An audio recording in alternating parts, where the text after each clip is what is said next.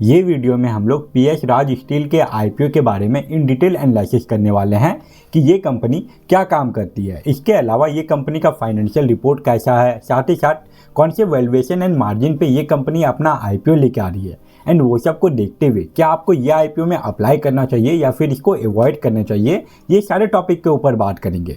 Overall अगर आप अगले वीक आईपीओ में अप्लाई करना चाह रहे हैं तो ये वीडियो आप लोगों के लिए काफ़ी यूजफुल होने वाला है, तो वीडियो को एंड तक जरूर देखिएगा। एंड अगर आप इस चैनल पे पहली बार आए हैं तो चैनल को भी सब्सक्राइब कर लीजिए।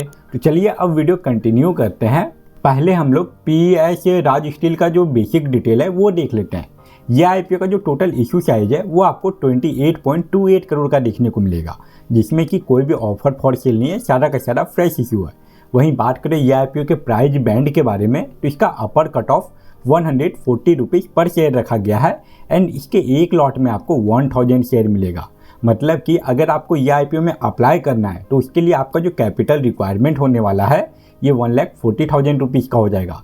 यहाँ पे इसका जो फेस वैल्यू रखा गया है ये 10 रुपीज़ पर शेयर का है। एंड रिटेल इन्वेस्टर लोगों के लिए 35% का शेयर रिजर्व है। वहीं अब अगर ये आईपीओ के शेड्यूल के बारे में बात करें तो इसका बिडिंग ओपनिंग डेट 12 फरवरी है।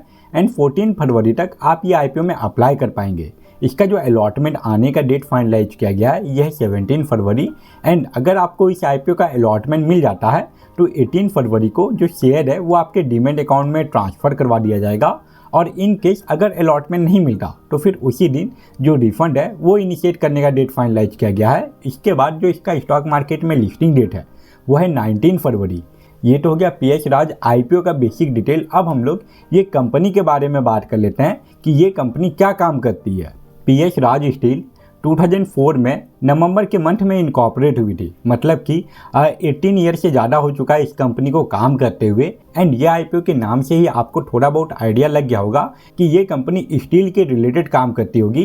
एंड स्टील में भी ये कंपनी स्टेनलेस स्टील पाइप का मैन्युफैक्चरिंग एंड सप्लाई का काम करती है। यहाँ पे आप इस कंपनी का प्रोडक्ट रेंज देख सकते हैं कि ये कौन कौन सा डिफरेंट टाइप का स्टील पाइप बनाती है। और ये कंपनी का बनाया हुआ प्रोडक्ट आपको वेरियस सेक्टर में यूज होते हुए देखने को मिल जाएगा, जिसमें कि रेलवे हुआ, गेट रेलिंग हुआ, डोर फ्रेम हुआ and rice plant and sugar mill जैसे जगहों पे भी इस कंपनी का बनाया हुआ पाइप यूज में आता है। और ये कंपनी के पास अभी एक ही मैन्युफैक्चरिंग यूनिट है जो कि आपको हरियाणा में देखने को मिल जाएगा। ओवरऑल ये कंपनी का मेन बिजनेस स्टेनलेस स्टील का मैन्युफैक्चरिंग एंड सप्लाई करना है। अब हम लोग ये कंपनी का फाइनेंशियल रिपोर्ट देख लेते हैं। अगर आपको किसी भी कंपनी में लॉन्ग टर्म के लिए इन्वेस्टिंग करना है तो उसके लिए आपको वो कंपनी का फाइनेंशियल रिपोर्ट देखना काफ़ी ज़रूरी है, ताकि आपको यह आइडिया लग जाए कि पिछले कुछ सालों में वो कंपनी कैसा परफॉर्म कर रही है। पीएस राज स्टील के फाइनेंशियल रिपोर्ट में हम लोगों को फाइनेंशियल ईयर 2022 से लेकर 2024 तक का कंप्लीट डाटा दिया गया है। इसके अलावा फाइनेंशियल ईयर 2025 का फर्स्ट हाफ का डाटा दिया गया है, मतलब कि ये 6 मंथ का डाटा है। एंड अगर हम लोग ये कंपनी का रेवेन्यू देखें तो यहाँ पे हम लोगों को ईयरली बेसिस पे लगातार एक अच्छा इंक्रीमेंट देखने को मिला था। बट फाइनेंशियल ईयर 2025 के फर्स्ट हाफ में ये कंपनी सिर्फ और सिर्फ 140 करोड़ से भी कम का रेवेन्यू जनरेट की है। और अगर पूरा साल का डाटा इसका ऐसा ही रहा तो फाइनेंशियल ईयर 2025 का इसका जो डाटा आएगा वो आपको 280 करोड़ के आसपास का देखने को मिलेगा, जो कि पिछले साल के मुकाबले कम होने वाला है। वहीं बात करें ये कंपनी के नेट इनकम के बारे में तो यहाँ पे भी हम लोगों को फाइनेंशियल ईयर 2022 के मुकाबले फाइनेंशियल ईयर 2024 में इस कंपनी का जो नेट इनकम है उसमें एक अच्छा ग्रोथ देखने को मिला था। एंड फाइनेंशियल ईयर 2025 के फर्स्ट हाफ में ये कंपनी अभी 3.87 करोड़ का नेट इनकम जनरेट की है। और चांसेस है कि फाइनेंशियल ईयर 2025 का कंप्लीट डाटा आने के बाद इसका जो नेट इनकम है वो आपको 8 करोड़ के आसपास का देखने को मिलेगा। ओवरऑल हो सकता है कि फाइनेंशियल ईयर 2025 का कंप्लीट डाटा आने के बाद इस कंपनी के रेवेन्यू में आपको थोड़ा बहुत गिरावट देखने को मिले, बट इसका जो नेट इनकम है वो आपको पिछले साल के मुकाबले ज़्यादा देखने को मिल सकता है। ये कंपनी के रेवेन्यू में थोड़ा बहुत गिरावट आने के बाद भी अगर इसका जो नेट इनकम है वो ईयरली बेसिस पे लगातार अगर इंक्रीज होता है तो चांसेस है कि लॉन्ग टर्म में ये कंपनी आपको काफ़ी अच्छा रिटर्न बना के दे।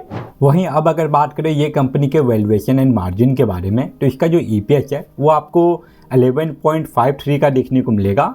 एंड इसका जो पी रेशियो है वो आपको 12 के आसपास देखने को मिलेगा। जैसा ये कंपनी का ईपीएस है उसके मुकाबले इसका जो पी रेशियो है वो अंडर कंट्रोल है।